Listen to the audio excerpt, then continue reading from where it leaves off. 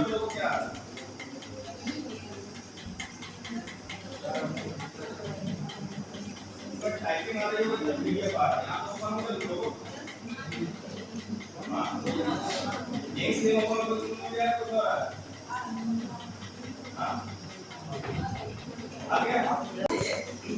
ये टाइटल हो गया। टाइटल किसके नाम से है? इस प्रोजेक्ट का टाइटल है क्या? और ऐसा प्रोजेक्ट, इस प्रोजेक्ट का आधार कौन है? क्योंकि मैंने बनाया है तो मैं ही नाम, मेरा ही नाम ऑटोमेटिक रहेगा, इसको मैं चेंज कर सकता हूँ।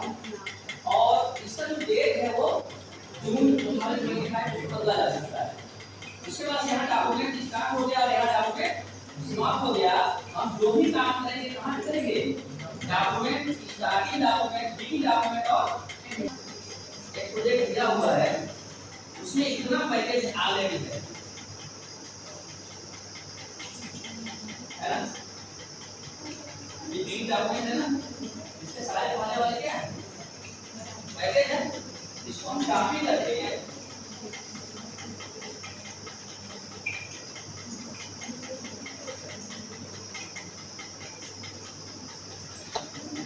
आप इसको कहीं से भी ले सकते हैं, कोई जरूरी नहीं है आप हमसे ले अपने सीनियर से मांग लीजिए। जैसे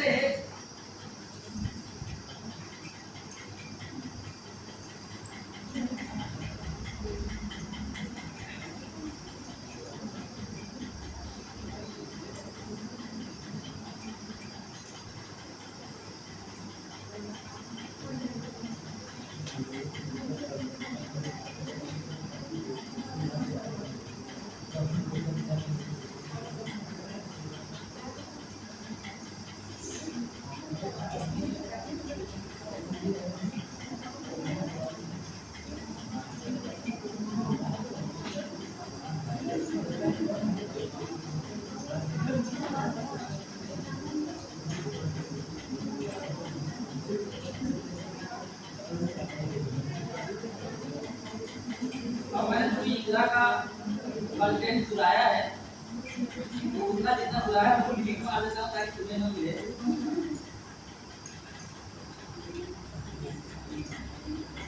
क्या फायदा, रिकॉर्डिंग तो हो ही गई है। अब इसमें कोई भी चीज चुराई हुई चीज नहीं है, कॉपी पेस्ट मैंने कर दिया लेकिन कोई चुराया चीज नहीं है, ठीक है ना? और इसमें हमने क्या डाला हुआ था? पैकेज बढ़ाया है, हालांकि पैकेज मेरा ही दिया हुआ तो चुराया कैसे हुआ, ठीक है ना? और दूसरा चीज ये आप क्या करेंगे, जैसे जब आप यहाँ पे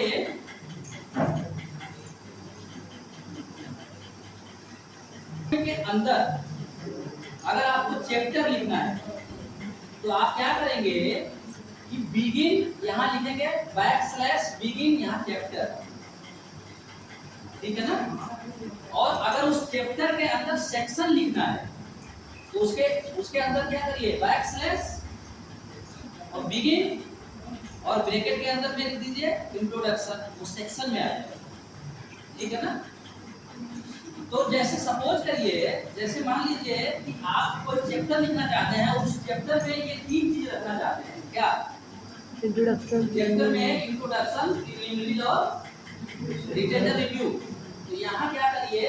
इंट्रोडक्शन के जस्ट पहले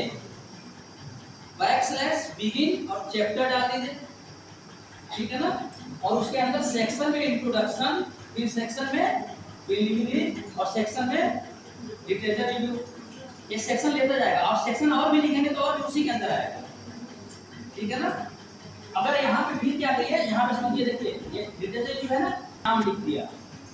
तो अब ये तीन जो सेक्शन है वो पहले चैप्टर में लिखेंगे और बाकी जो सेक्शन है वो दूसरे चैप्टर में लिखेंगे। फॉर एग्जांपल देख लीजिए यहीं पे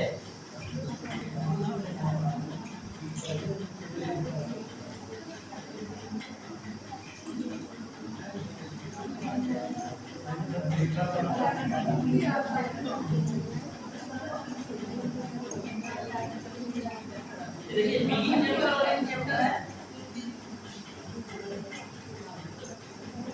बिगिन होगा या केवल चैप्टर होगा?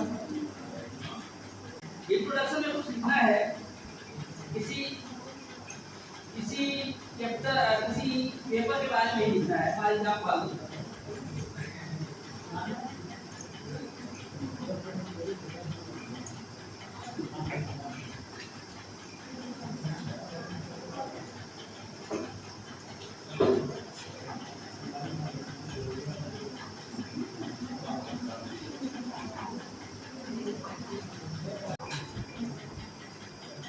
बिगिन डिफिनेशन और एंड डिफिनेशन लिखा, और डिफिनेशन में बना किस चीज का डिफिनेशन लिखना चाहते हैं?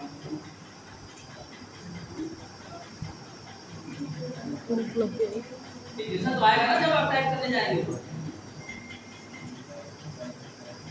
तो ये क्या किया, डिफिनेशन ले लिया, ले लिया यहाँ पे, और डिफिनेशन का नंबर क्या डाल दिया 2.1, और यहाँ पे क्या हमने जो बिगिन डिफिनेशन और एंड डिफिनेशन लिखा था उसमें कहीं नंबरिंग दिया था 2.1 2.2 2.3 दिया था, नहीं दिया था।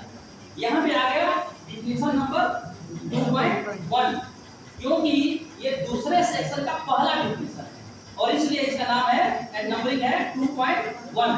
अगर आप और एक बना ये डिफिनेशन तो सॉल्व हो सकता है आपके हिसाब से, आप उसमें टाइप करेंगे, क्लियर है ना। उसके बाद से सपोज करिए कि एक और डिफिनेशन आप लिखना चाहते हैं, फिर क्या करेंगे, फिर एक जो है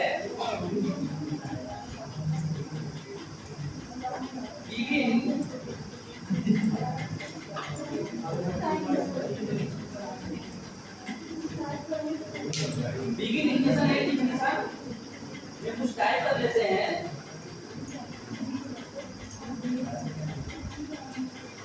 तो ये दूसरा डिफिनेशन आ गया, डिफिनेशन नंबर 2.2। उसमें आपको क्या टाइप करना है वो आपके प्रोजेक्ट पे डिपेंड करेगा। आपके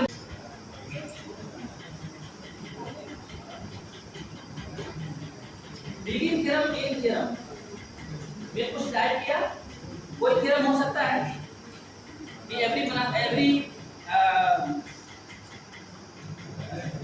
तो थ्योरम नंबर कितना आ गया 2.1 ऑटोमेटिक, समझ रहा ना, दिख रहा है। पहला नंबर इक्वेशन का इक्वेशन नंबर कितना है 2.1, दूसरा नंबर में कोई इक्वेशन नंबर नहीं, और तीसरे नंबर में 2.2 होगा, समझिए। इसके बाद क्या होता है कि जैसे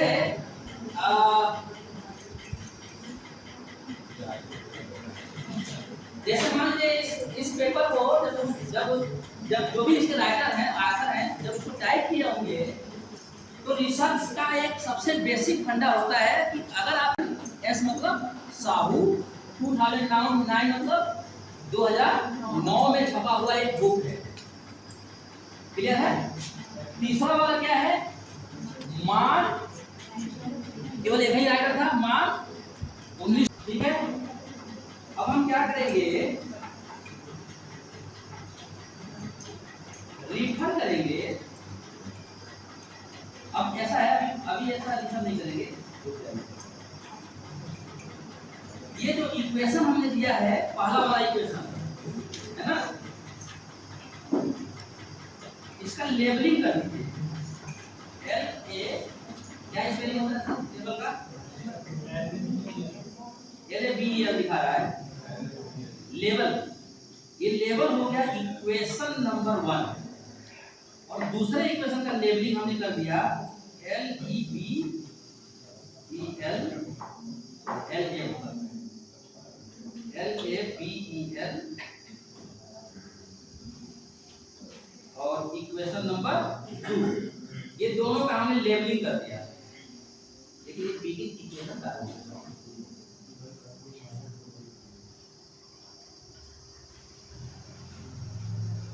ठीक है, दोनों का लेबलिंग हो गया। अब हम क्या करेंगे, फ्रॉम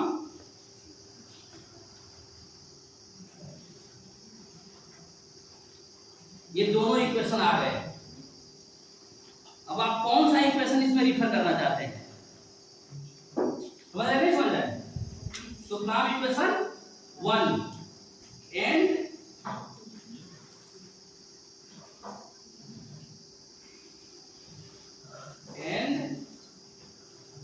referring अभी इक्वेशन नंबर 2 वी गेट। जब आप इसको रन कराएंगे तो देखिए क्या आएगा।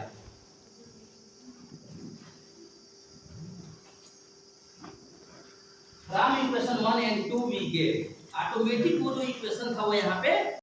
अब चूंकि अंसारी ने स्टडी किया तो अंसारी ने कहाँ स्टडी किया, किस बुक में स्टडी किया, कैसे पता? ठीक है ना। तो उसको क्या करेंगे, उसको हम यहाँ पे साइट कर देंगे CIT। जैसे ही आप साइट करेंगे, ठीक है ना, तो आप लिखेंगे यहाँ पे अंसारी 2012 बुक, और आप क्या करेंगे, इसको रन कर देंगे।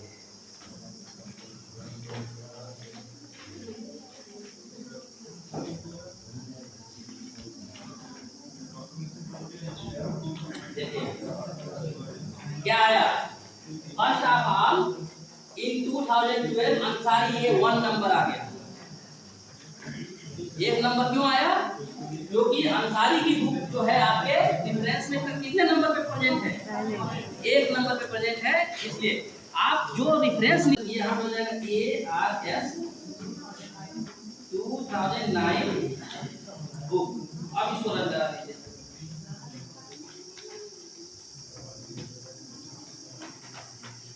वन और 2 दोनों आ गए यहीं पे, ठीक है ना। तो यहाँ पे आपको लिखना पड़ेगा first of all Ansari in 2012 Ansari and in 2009 Agarwal रेगन है साहू। जब दोनों लिखेंगे तब तो मतलब जो भी आपको लिखना हो कुल मिला करके साइड कैसे करना है समझ में आ गया। और इसको आप रन करा देते हैं। यहाँ से यहाँ दे देगा अल्फा, अल्फा दे दिया, इसलिए अल्फा बीटा गामा जो भी लिखना चाहते हैं, ठीक है ना। लेकिन अगर आप क्या करेंगे, यही जो अल्फा लिखे हुए हैं ये डबल डॉलर के बीच में लिख देंगे, डबल डॉलर के बीच में, तो ये इक्वेशन स्टार का काम करने लगेगा।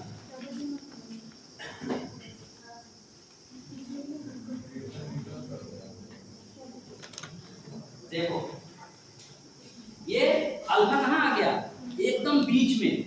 और इक्वेशन स्टार जब लिखते हैं वो भी क्या होता है, जैसे इक्वेशन आ रहा था ना दूर तक गया, और फिर हमने क्या कर दिया, इसको हमने लिख दिया टेक्स्ट इट, टेक्स्ट इट, और इट को हमने टेक्स्ट इट में इट को हमने क्या कर दिया, 1 कर दिया, और बैकस्लैश से इसको x बराबर 1 से भी कर दिया। और इस वाले में जो है करेंगे